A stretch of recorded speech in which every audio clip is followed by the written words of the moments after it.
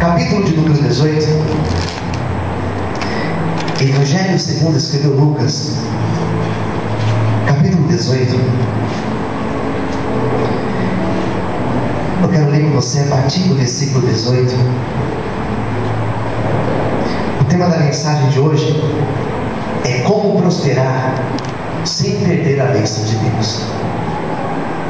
Como alcançar resultados bons e não perder o mais importante, que é a bênção do Senhor. Lucas 18, versículo 18, diz assim a palavra do Senhor: E perguntou-lhe certo príncipe, dizendo: Bom mestre, que hei de fazer para herdar a vida eterna? Jesus lhe disse: Por que me chamas bom? Ninguém é bom senão um, que é Deus. Sabe os mandamentos: não adulterarás, não matarás, não furtarás, não dirás falso testemunho, honra a teu pai e a tua mãe. E disse ele: Todas estas coisas tenho observado desde a minha mocidade. E quando Jesus ouviu isto, disse-lhe: Ainda te falta uma coisa. Vende tudo quanto tens, reparte-o pelos pobres, e terás um tesouro no céu. Depois vem e segue-me. Mas ouvindo ele isto, ficou muito triste, porque ele era muito rico. E Jesus, vendo isso, declarou: Quão difícil entrarão no reino de Deus os que têm riquezas. Porque é mais fácil entrar um camelo pelo fundo de uma agulha do que entrar um rico no reino de Deus. Todos digam amém. Amém. Pois bem, queridos, preste atenção. Essa palavra do Senhor, esse texto, fala de um jovem. E um jovem que teve uma vida muito próspera. Um jovem rico. E não confunda o rico, a pessoa da classe alta, com alguém de classe média. Você vê aquela pessoa de classe média que parece até rico, mas você nem imagina que é rico. Rico é muito mais. Rico é aquele que tem uma casa muito especial, muito maravilhosa, que os móveis da sua casa, os eletrodomésticos são o de última geração. Rico é aquele que os filhos estudam numa escola particular. Rico é aquele que tem condição de ter um padrão de vida diferenciado da maioria das pessoas. Tem condição de realizar viagens caras, de comprar roupas caras, de usufruir tudo aquilo que o dinheiro proporciona a uma pessoa. Este jovem era rico. Certamente este jovem morava numa casa luxuosa. As suas roupas eram roupas importadas. Se naquela época existisse carro, este jovem não usaria um carro popular, usaria um carro importado, dos mais luxuosos. Este jovem, ele era bem financeiramente. E mesmo tendo uma boa condição financeira, mesmo tendo muito dinheiro, existiu uma questão no coração deste jovem. Existiu uma dúvida, existiu uma pergunta na vida dele. E quando ele teve a oportunidade de se encontrar com Jesus, ele não perdeu tempo. Ele fez aquela pergunta que lhe trazia uma grande preocupação, uma grande angústia.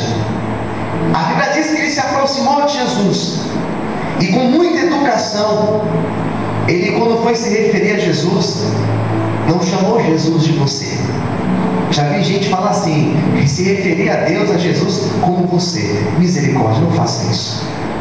Eu não tenho coragem de chamar o meu pai de você. Não tenho coragem de chamar alguns dos que estão aqui, que são casados, de você. Senhor, Senhora. Ele chegou para Jesus com muita educação e falou: Bom mestre, o que hei de fazer para herdar a vida eterna? Jesus, quando ouviu aquelas palavras daquele jovem, a primeira coisa que Jesus fez foi corrigir. Por que me chamas bom?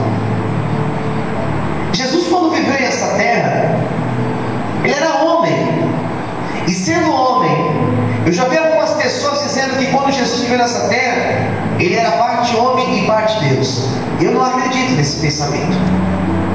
Eu sei que muitos pregadores, você deve ter ouvido dizer isso. Não, mas ele era homem e também ele era Deus, pastor. E eu tenho alguns versículos que eu uso para refutar essa ideia.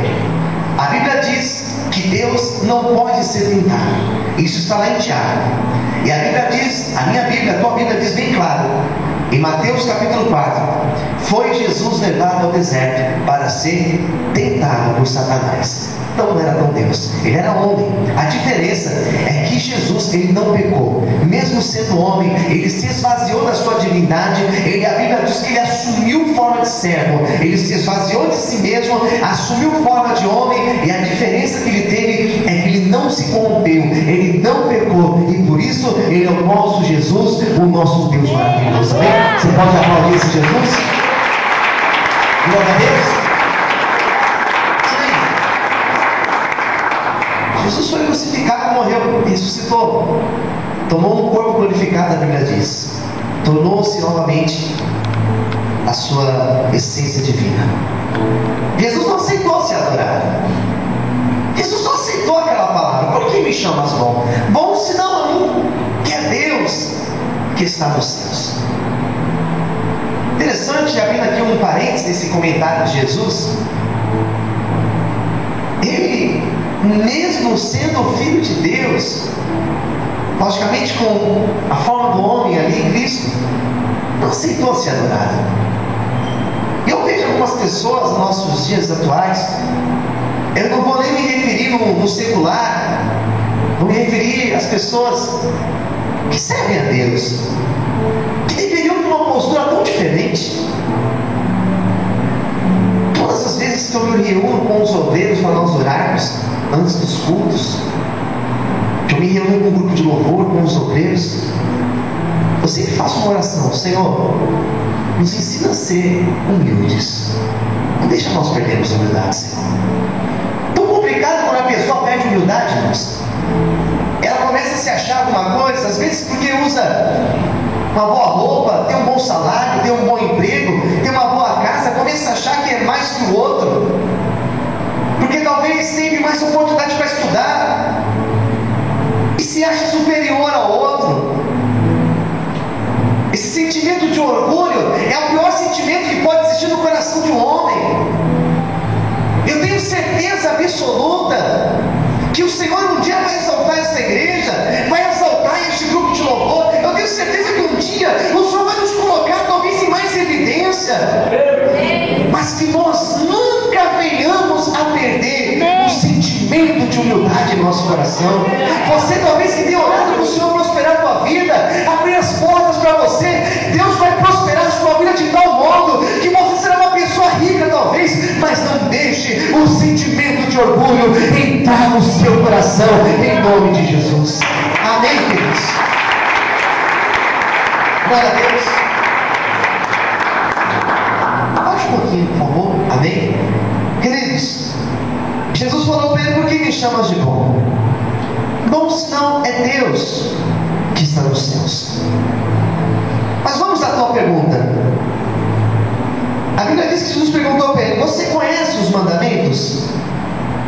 Você conhece a lei de Moisés? Acho que abaixou muito agora, irmãs. Só mais um pouquinho. Amém? Você conhece a lei de Moisés, os mandamentos? Os 10 mandamentos? Pergunte o irmão do lado: você conhece os 10 mandamentos? Será que se eu pedir para alguém falar os 10 mandamentos, alguém vai saber me dizer? Pastor, sei mais ou menos. Sei uns 8, uns 7. A Bíblia diz que Jesus, quando ele estava se referindo aos 10 mandamentos, não nesse texto, num outro texto, Jesus falou assim: que aqueles 10 mandamentos podem ser resumidos de uma forma muito simples: amar Deus sobre todas as coisas. Vamos lá de novo? Amar a Deus sobre todas as coisas. E o teu próximo como a ti mesmo. Como a ti mesmo. Como a ti mesmo. Pronto. Porque os 10 mandamentos, 5 é do homem para com Deus e 5 é do homem para com o seu próximo. Jesus perguntou: você conhece os mandamentos? O que a Bíblia fala? Os ensinamentos você conhece?